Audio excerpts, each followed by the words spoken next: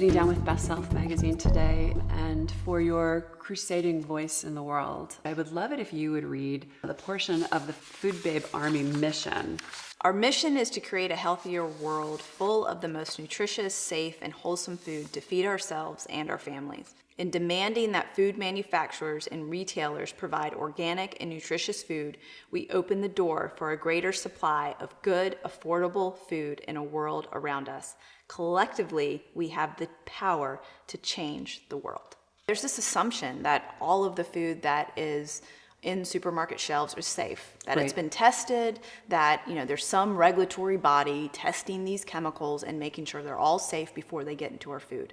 No, that's just not the case. Our FDA has said many times they're not capable of even handling that type of responsibility. They don't even have the resources to do that, and the onus is actually on the food companies themselves. If we leave it to the food companies to regulate themselves, we're not going to be able to trust them with what I find the most precious thing that we have in our life, which is our bodies. The elephant in the room is really the backlash.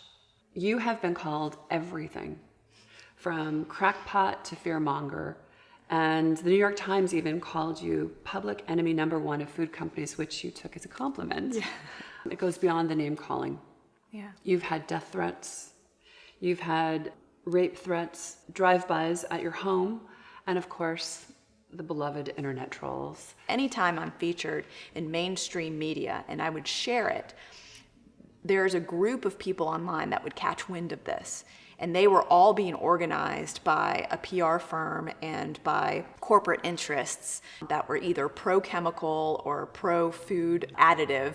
And it was a group of people that bounded together online to make sure that anytime I was featured anywhere, that they would attack the publication, they would attack in the comments section, they would completely overrun it with negative comments about me to try to persuade people to believing a certain thing about me, whether I'm a fearmonger, I'm pseudoscientific, I have no scientific background. They would make all of these kind of statements to try to attack me as a messenger and to discredit me. It was right there in black and white. These people were being paid by the very companies I was targeting. Right. It's funny because food's not that complicated, right?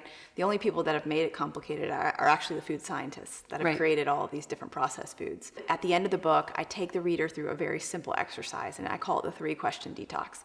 It sounds so simple when I describe it, but it will have such a profound impact on what you're eating if you just ask yourself these 3 simple questions every single time you're choosing what to eat. And the first question is, what are the ingredients? The second thing you ask yourself is, are these ingredients nutritious? And then the third question that I want people to ask is, where do these ingredients come from? And once you start to ask yourself those 3 fundamental questions every single time you go out to eat and looking at what products you're bringing into your house, you will make better choices. If you could wave a magic wand right now, what would you wish for? You mentioned my daughter. People are like, what are you going to do when she goes to school? Wouldn't it be great to just magically wave my wand and just change all of school food to be real, whole, nutritious food? Amen. Yeah, that would be it.